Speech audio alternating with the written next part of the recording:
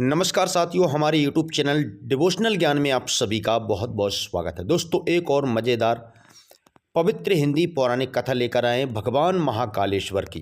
दोस्तों, तो आप इस वीडियो में लास्ट तक बने रहिए। और दोस्तों, अभी तक चैनल को सब्सक्राइब नहीं किया है तो चैनल को सब्सक्राइब करके वीडियो को लाइक शेयर जरूर करिएगा। तो चलिए जानते हैं यह रोचक कथा। दोस्तों, उज्जैनी में राजा चंद्रसेन का राज था। वह भगवान शिव का परम भक्त था। शिव गणों में मुख्य मणिभद्र नामक गण उसका मित्र था। एक बार मणिभद्र ने राजा चंद्रसेन को एक अत्यंत तेजोमय चिंतामणि प्रदान की। चंद्रसेन ने इसे गले में धारण किया तो उसका गला प्रभा मंडल तो जगमगा ही उठा। साथ ही दूरस्थ देशों में उसकी यह कीर्ति बढ़ने लगी। उस मणि को प्राप्त करने के लिए दूसरे राजाओं ने प्रयास आरंभ कर दिए। कुछ ने प्रत्यक्ष मांग की, कुछ ने विनती की, क्योंकि वह राजा की अत्यंत प्रिय वस्तु थी। अतः राजा ने वह मणि किसी को नहीं दी। अंततः उन पर मणि आकांक्षी राजाओं ने आक्रमण कर दिया।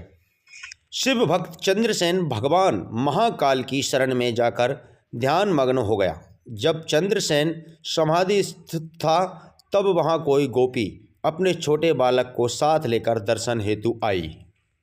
बालक की उम्र थी 5 वर्ष और गोपी विधवा थी।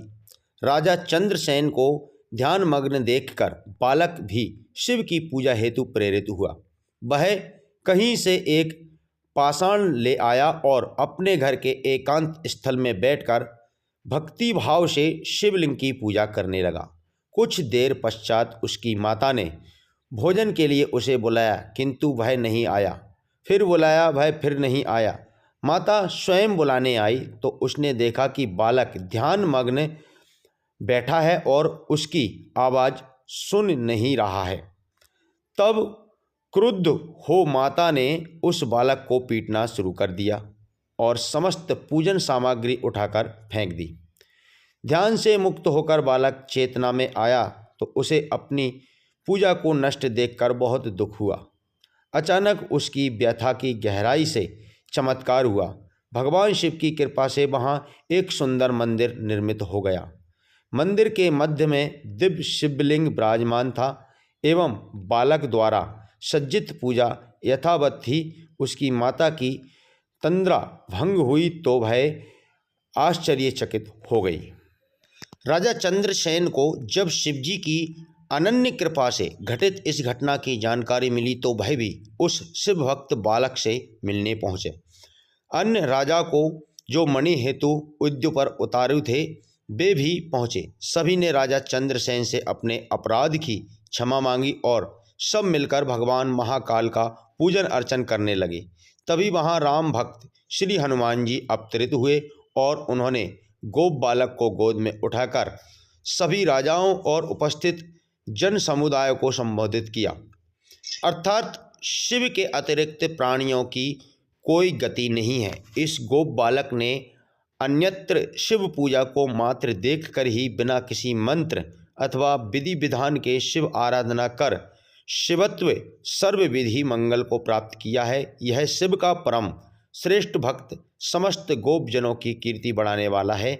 इस लोक में यह अखिल अनंत सुखों को प्राप्त करेगा, मृत्योपरांत मोक्ष को प्राप्त भी करेगा। इसी के वंश का 8वां पुरुष महायशस्वी नंद होगा, जिसके पुत्र के रूप में स्वयं नारायण कृष्ण नाम से प्रतिष्ठित होंगे। कहा जाता है भगवान महाकाल तब ही से उज्जैनी में स्वयं विराजमान है। हमारे प्राचीन ग्रंथों में महाकाल की असीम महिमा का वर्णन मिलता है। महाकाल साक्षात राजाधिराज देवता माने गए हैं। तो दोस्तों, आपको यह कहानी कैसी लगी? ऐसी ही कहानी देखने के लिए आप हमारे चैनल से जुड़ें, सब्सक्राइब और बेल के आइकन पर क्लिक करके। और वीडियो अच्छी लगी हो तो लाइक करें, शेयर करें। नीचे कमेंट सेक्शन में हर हर महादेव अवश्य लिखें। वीडियो देखने के लिए आप सभी का बहुत बहुत धन्यवाद।